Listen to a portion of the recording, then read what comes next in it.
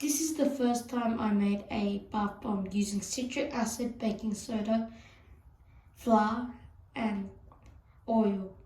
Let's see when we put it inside.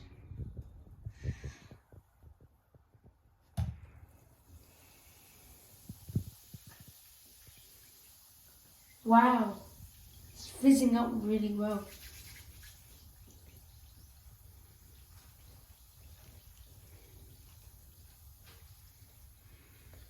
It smells very good. We also added some lavender.